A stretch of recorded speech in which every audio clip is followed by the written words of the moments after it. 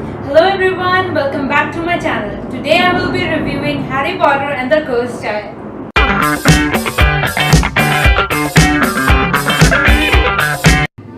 Now I read this book quite a while back, but I took some days to collect my thoughts and then give a detailed review on it. To start with, this is a book that is a script of a play. The play is already running in the London, and this book is basically the transcript of the play. So before you start reading it, if you have not read it yet, it is very important to note that this is not the 8th book. This is a script of a play that is being run. There are a lot of criticisms on how this book has not really matched up to people's expectations, but then those people really did not get that this was not a book, and that there are certain things that you could not mention in the script of a play. It's not even a play, it's the transcript of it. So for example, there is no mention of Fred or George or any of those people, of the characters that we loved in this book, but then those characters are not really essential to the storyline. If it was written by J.K. Rowling and if it was really a book, then J.K. Rowling would have mentioned that Harry remembered Fred or Harry remembered Polly when so and so things happen. But that is not possible when you are writing a play, because then the character of Harry Potter would have to come on the stage and say, oh, I am remembering this person, and it would be really stupid. So basically, yeah, so when you pick up this book, or if you decide to pick up this book, keep one thing in mind, that this is a script of a play, right? If you keep in mind that you would be reading another J.K. Rowling's book, you are going to be disappointed. Now that being aside, let us go down to the storyline. The storyline is quite different. It focuses more on Albus Potter, that is Harry Potter's middle son.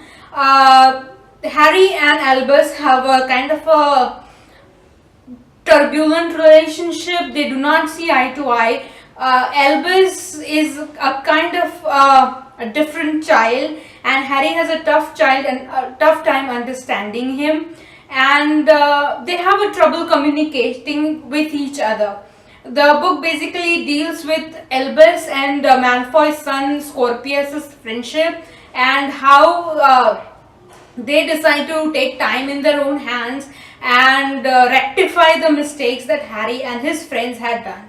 I for one really enjoyed this storyline, because for once I would not have thought that this is something that could have happened 19 years later. So for me it was a pleasant surprise, and it was quite wonderful to read how Harry was still struggling with common, even so muggle problems of child rearing, of dealing with adolescents. I did have a little bit of problem with Ron's character. I felt that Ron's character did not really come out that well. Hermione's character was to the point, she was just great, but I think that a little more effort would have been put into Ron's character. Other than that, the way that the story goes on, the timelines, and how the way that in which the time turner is used, I found it to be quite excellent. Now, even though this book looks real big, it has about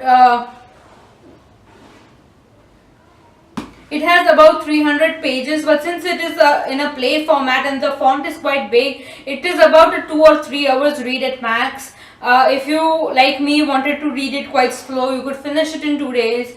But yeah, what I missed the most about this book was J.K. Rowling's writing. What really brought out Harry Potter for me, was more than the storyline, was her writing. So I quite missed that in this book. But all in all, this was a really great read, especially for somebody who has not had another new Harry Potter for quite a while now. So definitely a really good read. If you do not expect, if you start reading this with a really blank mind, without expecting anything, this would be a really, really good read. So I hope you liked my review. I make more such videos on my channel. Please subscribe to me, and I'll see you soon.